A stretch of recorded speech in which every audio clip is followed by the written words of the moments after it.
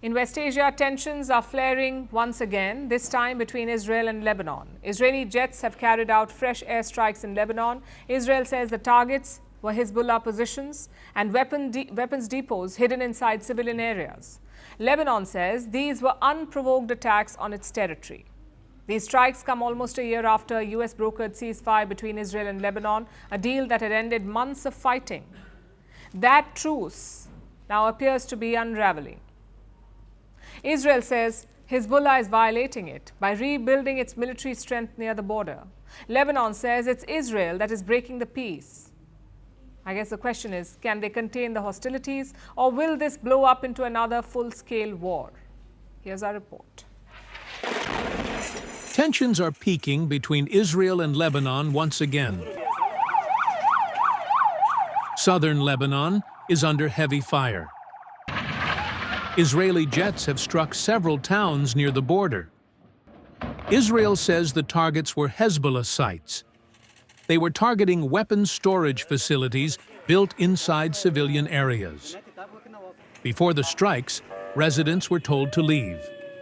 Evacuation maps were posted online, marking the buildings Israel said were being used by Hezbollah. Then, within hours, the airstrikes began. Explosions hit the towns such as Tayr Debba, Tayba, and Aita al-Jabal. Thick smoke filled the sky. Windows shattered. Shops flattened. Homes and shops were left in ruins. Cars and power lines were destroyed. Lebanon's health authorities say one person was killed and another wounded. The Israeli army later released footage it said showed the operation. Tel Aviv says it was acting on intelligence. It insists Hezbollah is violating the ceasefire signed last year. That deal, brokered by the United States, was meant to end more than a year of fighting. We will not allow Hezbollah to rearm themselves, to recover, build back up its strength, to threaten the state of Israel. And the continuous terrorist activities by Hezbollah constitute a violation of the understanding between the ceasefire. Hezbollah, which has refused to disarm fully, says it remains committed to the ceasefire. It has not fired on Israel since the truce came into effect last year.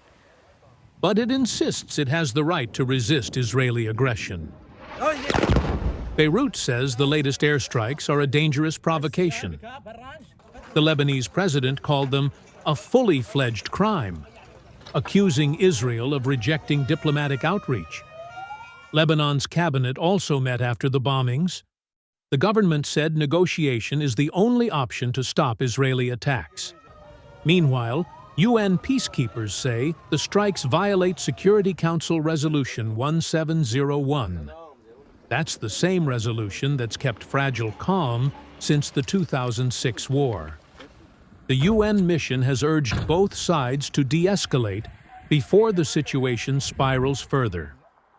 Across the region, Iran, Hezbollah's main ally, has condemned the strikes. Tehran called them savage attacks and urged the United Nations and the international community to intervene. Israel insists the strikes are acts of self-defense. Lebanon says they violate its sovereignty. But on the ground, the damage speaks louder than the claims. Homes lie shattered. Streets are covered in debris. Residents sweep through the dust, searching for what remains. UN peacekeepers and Lebanese troops move among the ruins. The border is tense. The truce still holds, but only just. A fragile calm, tested once again, now hangs by a thread. Want the facts? The latest developments? News that gets straight to the point. Well, we've got all three just for you. This is Firstpost Live, a brand new show, your window into what really matters. Don't miss it.